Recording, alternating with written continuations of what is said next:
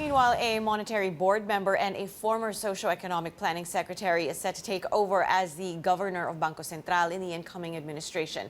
Felipe Medalla has been a member of the monetary board since 2011. Before that, he was a professor and dean at the UP School of Economics. And Dr. Felipe Medalla joins us now live via Zoom to tell us about his priorities as central bank chief. Sir, good morning. So glad you could join us here on New Day. And first of all, congratulations. Sir, maybe you could tell us how you were considered for the role and what made you say yes to President-elect Ferdinand Marcos Jr.'s offer for you to head the BSP. Actually, my becoming central bank governor is largely the offshoot of my colleague, Governor Jokno, becoming the central bank governor. So I think there's something wrong with the lights here. Yeah. Okay. When he was offered the job of being, by the way, the most difficult job of being central bank governor, he said, I can do a better job if I know I can work well with the incoming central bank governor. And that hopefully the transition of the new central bank governor, for the new central governor is going to be very smooth. And I think the president told him, well, in this case, you recommend who will replace you. And he gave my name. All right, so that's how that came about, sir. That's how it came about. By the way, the way it's turning out, the economic team know each other very, very well and for a long time. So coordination will be very, very smooth. Right. For instance, I've known, Ben, RC, and I, we've known each other for decades.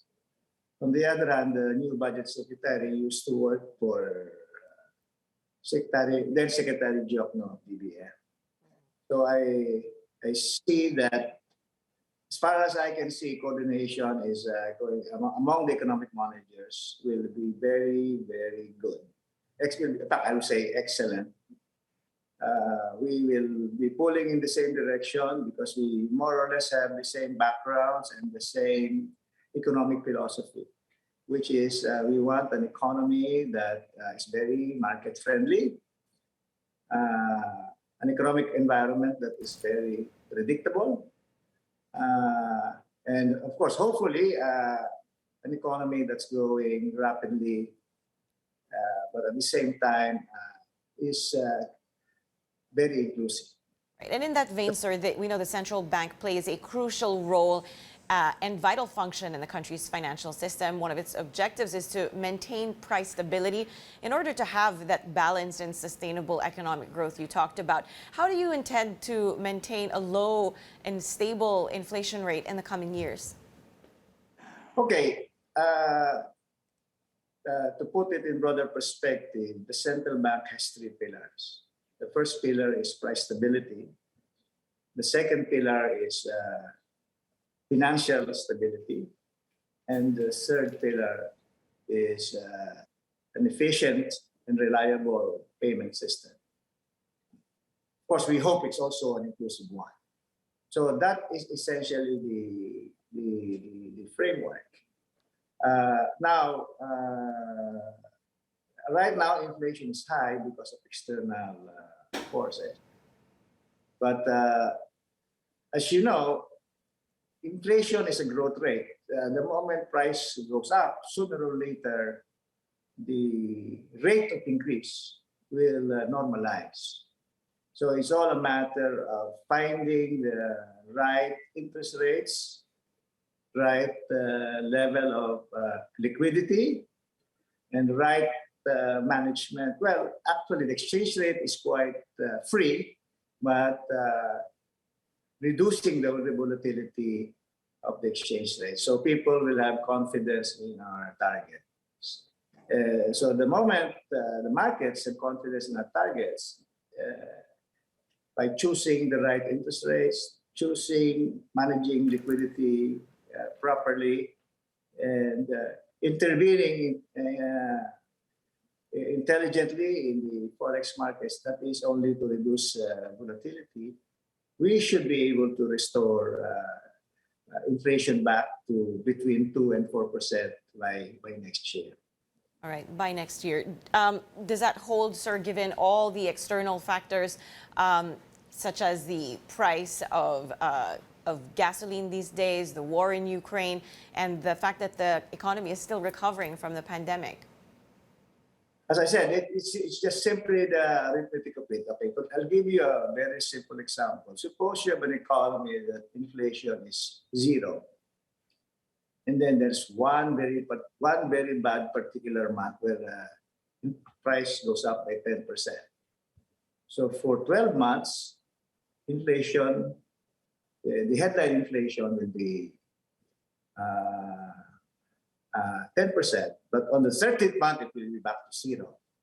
So the point is, what we're controlling is not the price level, but the rate of increase in the price level. So we think that in a few months, the rate of increase from one month to another will normalize.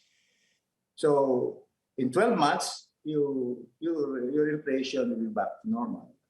So in our particular case, monthly inflation after adjusting for seasonality, like some months are higher inflation than others, that's about 3% divided by 12, right?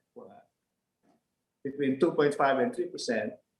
Then inflation will be back to normal in 12 months. Something definitely to look forward to. Now, you mentioned this economic team has worked together.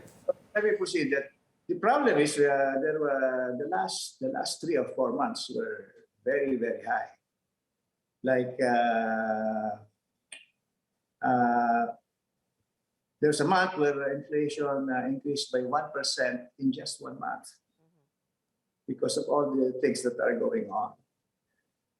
By the way, if that continues every month, eventually the inflation rate will be 12%. But our models predict that inflation will begin to moderate, especially if we take the necessary interest rate actions.